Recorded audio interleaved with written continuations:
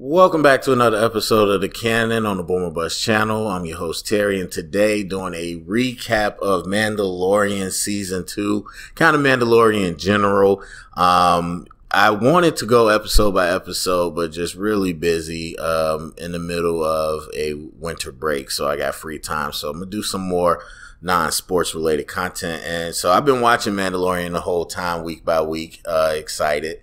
And I, again, wanted to do a recap for each one, but it just didn't work out that way. So this is going to be spoilers. So if you haven't seen the finale, if you haven't seen the season, stop listening because I don't do non-spoilers. With that being said, I'm happy Baby Yoda left. I said it. I am happy Baby Yoda left. Everybody is Googling over Baby Yoda. Good. I want him gone. I want to see a show about the Mandalorian. Now, everybody, and I know it's not popular, but everybody, seems like everybody from day one was just, oh, the Baby Yoda. And I rolled my eyes so hard. Now, it's not that I got something against Yoda or even really Baby Yoda or cute things or whatever. Oh, I guess like the porgs and all that stuff, like just to have like cute toys. Obviously that wasn't their play because they didn't even have toys made. Now there's Baby Yoda everything. So it wasn't just to be cute. This was the story.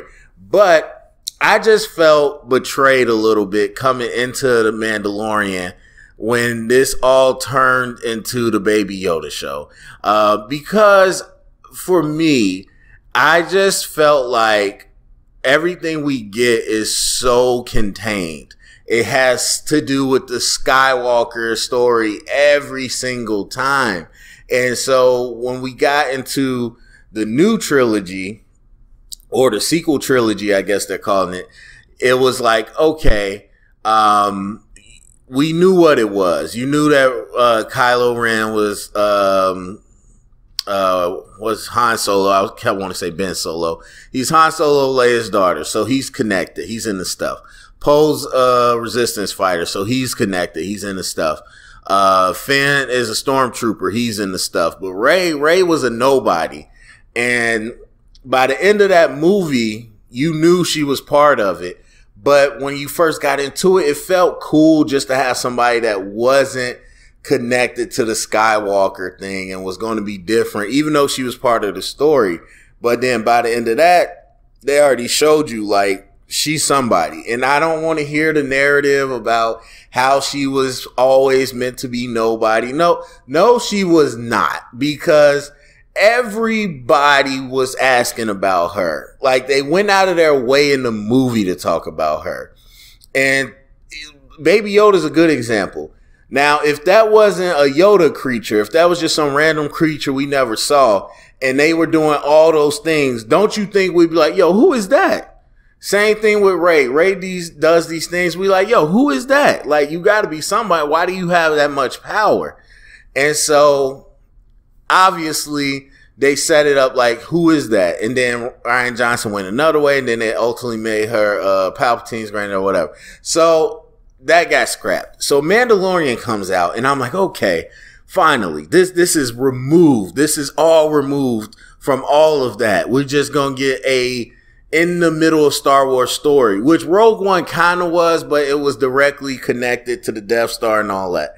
And then you saw Darth Vader and all that. So this, I was like, okay, we finally got its own thing. And then Baby Yoda shows up and I'm like, oh my God. And so again, it's not against Baby Yoda. It's just like we shrunk the story, and season 2 shrunk it so much where now it's just firmly amalgamation of every other thing that I've seen.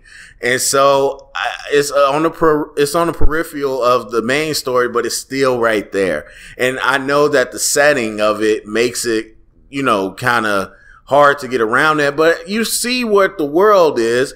It's not that long after the Empire fell. Like, you could have told some interesting stuff. This is a huge vacuum of time that we haven't explored live action.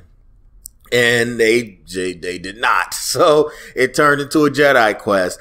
And so I'm happy Baby Yoda is gone. And I don't know if he's going to stay gone because, and then this is why I don't like this, because immediately once Luke Skywalker shows up and does his thing, immediately when that happens, everybody goes to the same question. Well, what happened to Grogu? What happened to him? Because we know what happens in the future. And, you know, some people say it's not connected. It is. It's in the same timeline.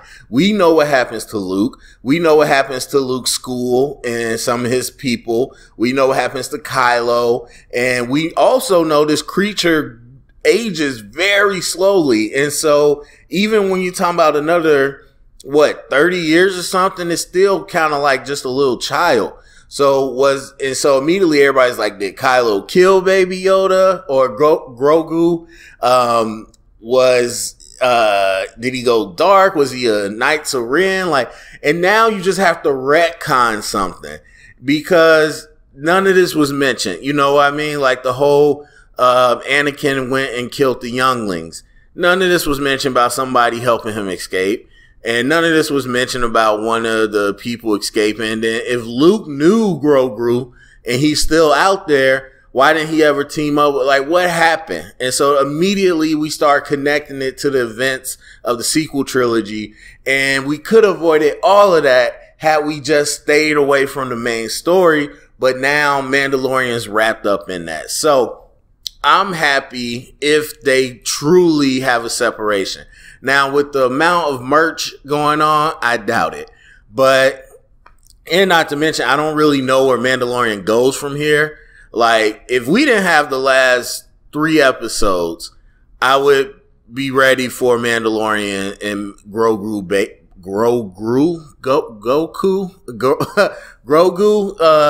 I would be ready for a breakup. But since he's taking his helmet off for him in front of a couple people, really broke down what he is as a Mandalorian and what he feels. I mean, he still kills people, but for what he feels for a human or not a human, but a live connection, I just don't know if it's the same, but I still think there's a lot of space for stories out there, especially with all these other characters we met. So I don't really know what it looks like without Baby Yoda. So I just don't really believe that it's going to stay that way. So we'll see. But as of now, I'm happy Baby Yoda left. So now the actual season 2, I think it was pretty good. First of all, it was well made. It was extremely well made. I think season 1 definitely established a tone and a look of this Western vibe that they promised us, and they delivered on that. But season 2 did what I think the trailer for the Winter Soldier and Falcon did, and some of the other trailers they showed, which is that Disney's put in movie budgets into these shows, and they said that, and it looks that way. I mean, if you compare Mandalorian flying from season 1 to season 2, is night and day.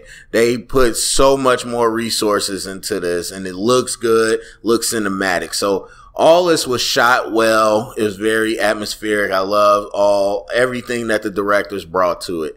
The weekly release, I absolutely love. I can't remember if it was like that last year, but I know the only one I can really think of is The Boys did it. They dropped 3 and then they started doing it weekly.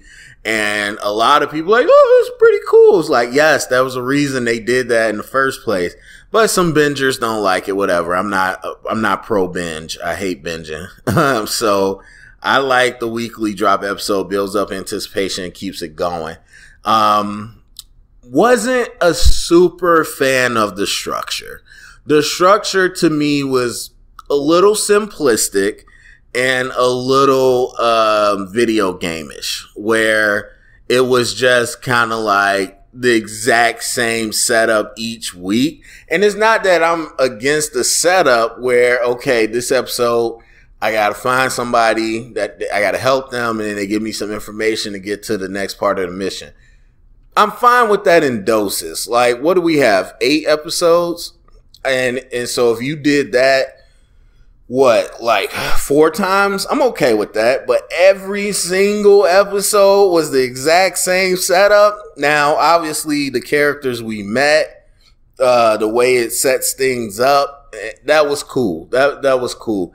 I think the Town in Need, I think that was either the first one or the second one, but the town that was in need was a classic Western thing, and he had to help the town. The guy finding Boba Fett's armor and kind of using it as a way to liberate his town was a little wonky, just because I think it's more than, obviously he's not as good as Boba, but it just, I don't know, I just feel like he wouldn't been able to know what to do with it at all, let alone, you know, fight those guys off. But either way, I thought that was a cool little, you know, little you dig. And then that prompts Boba to find him so that he could get his armor back. I like that connection. And, you know, like I said, some of the people we met, some of the people we brought back, Bill Burr, I swear I can't remember his character's name, bringing him back. Obviously, Gina Carano, who is so fine, even though she's, you know, but she's fine. So, but, you know, bringing back them, I like all that. I like all the good connections it had, but the setup, the story setup was just like, okay, again, every week we're doing this. But it gave you great moments. It gave you great moments to see Grogu and the Mandalorian really bond in different situations. You see how Grogu was growing up. Obviously we expanded the lore with him a little bit, but we've seen times where Mandalorian had to, again, make decisions ethically that he didn't do last year, and that he's grown up from being with Baby Yoda. And so, and we see a little bit more of what the Empire's out there doing. Now, to me, this is just a side thing, but the Empire's really strong, or the first, or whatever they are. To have been defeated and to quote unquote be in the shadows, because the what's his name, the Mandalorian has ran into them on numerous occasions. You had the episode, and I'm not good with all these names and planets, so you're gonna have to miss me with that. But the episode where he went back to Gina Carano and what's that boy's name? Apollo Creed, Carl Weathers, when they went back to that planet, and there was like, okay, there's this Empire place like that's just here and we don't know what they're doing. And it was like, okay. And then they were making clones or something. It's heavily guarded. And I guess Moff Gideon was probably there at some point. Then Bill Burr takes them to a mining planet, and they're mining like explosives.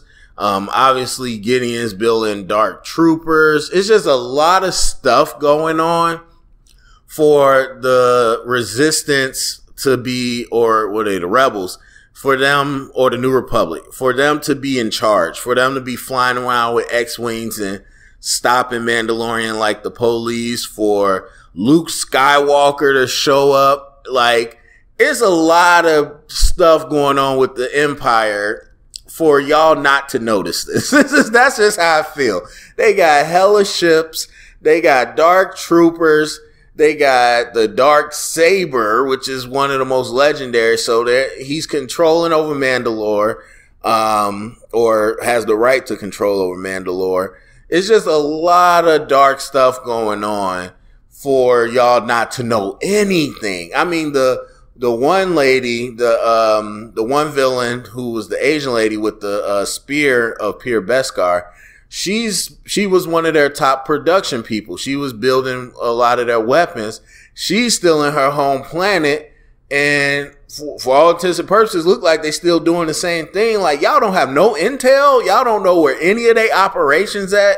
Y'all didn't think to go check and see if they still doing it. Like, to me, I would be curious, like, yeah, politically and socially, kind of like Harry Potter, where I forgot what they were called, whatever they were called, Voldemort's followers.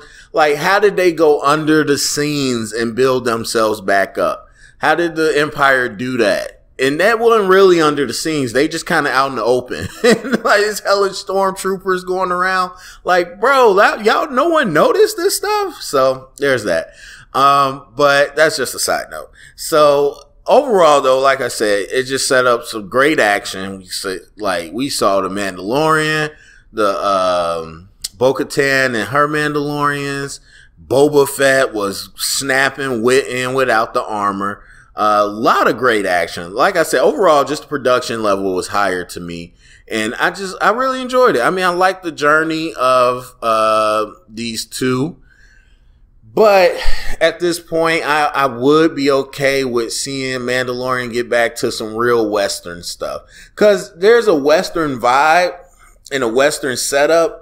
But there is still this, what they call it, the lone wolf and the cub or something, like this whole samurai feeling, which is a different feel from the Western. Because the Western is much more of a long gun thing, at least to me, where it's like, okay, this dude, like, he's not having the connection with a child, maybe a woman or whatever the love interest is. But it's not this connection with a child that you're walking around protecting. Like, I don't know. To me, at least, that's not what I saw it as. I saw it as much more of a bounty hunter movie or TV show, like real bounty hunter type stuff. And this has turned into a journey to the light side. That's all it really has turned into. And I mean, that's cool. So, I don't know. We're probably going to get more of the same next year. I doubt they're going to get rid of Baby Yoda, but if not, it would feel kind of weird to see him go back to doing dirty deals. Unless he's going to join the Republic and be like one of their special ops. Now, that'd be hot. If he could hit up Luke when he needed to, and they like recast Luke and not do that CGI stuff, that'd be crazy. That'd be crazy if he just like turned into one of the highest ranking Republic officers. And they kind of set it up with Gina. I sometimes remember her name. Sometimes like Cara Dune. They kind of set it up where she went legit as well. So I mean, he could do that. Now, if they did that and he was just out there on missions, like for the Republic, that'd be hot. That'd be hot. I would like to see that. But yeah, overall, I enjoyed it. I was disappointed when Luke Skywalker showed up to further shrink the story. And now it's like, so again, what happens to Grogu? Because Luke knew of this powerful being. What happened to him? And then Luke knew a Mandalorian and Bo-Katan and all that. It's just, and the other thing I'll say is, they pushed the pedal with the Rebels and Clone Wars stuff, which I've never seen. I've never seen nothing outside of the movies. I mean, I listen on audiobook. Forgot the name of it, but the one about the one prior to Rogue One, before the movie came out, kind of like that book. I listened to that. But that was the only thing I've ever listened to. Like, I never done any of the EU or whatever, the Legends that they call it now. So I've never read the books, never like played the games, the outside of the world games. I haven't even played this new Star Wars game. So to me, I'm like, okay, I don't know what any of this stuff is. Like, hey, I've seen the pictures of it, but I don't really know who these people are and what they really mean. I've heard the names all the time. And it was like, Bo-Katan's going to be Bo-Katan. And then Ahsoka Tano. I'm like, okay, I don't know who or really what they are. But they show up, and listening to the reviews and stuff, there's a lot of connections, like the Black Saber. I know, bro, the end of the first season, he was standing up with that thing. I was like, what is that? I was like, I'm so confused. And everybody's like, the Black Saber. I'm like, is that a rock band? Like, what is that? And so I had no clue about any of this extended universe stuff. And I will say it still worked. Like, they do it kind of like Marvel does, the way you're supposed to, where if you know, then you're going to be super geeked out. But if you don't know, you're not going to be too lost. But I was, I wouldn't say concerned, but I was shocked how much they tied it into this stuff. Because listening to the people that do watch it, it's a whole lot of Clone Wars stuff. It's a whole lot of Dave Filoni stuff that wasn't technically canon and is now canon. But I know how good it feels to see something animated or book form go to live action. It feels real, legit. So I'm excited everybody got to see that.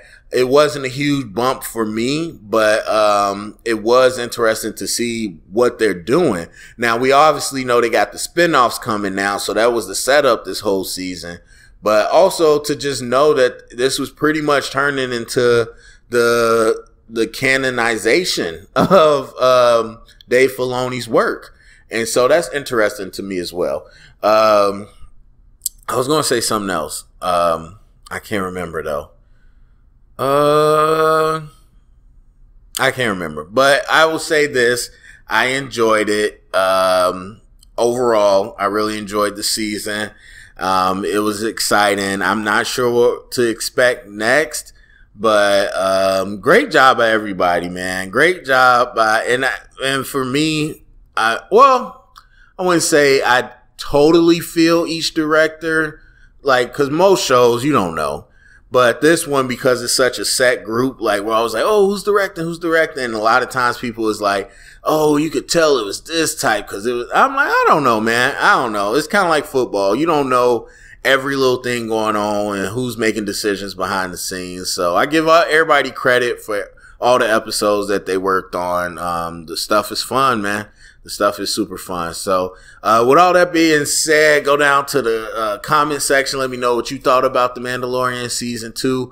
What do you think is coming up next? Share it around, get the conversation started. And remember, if you heard it here, it's official canon.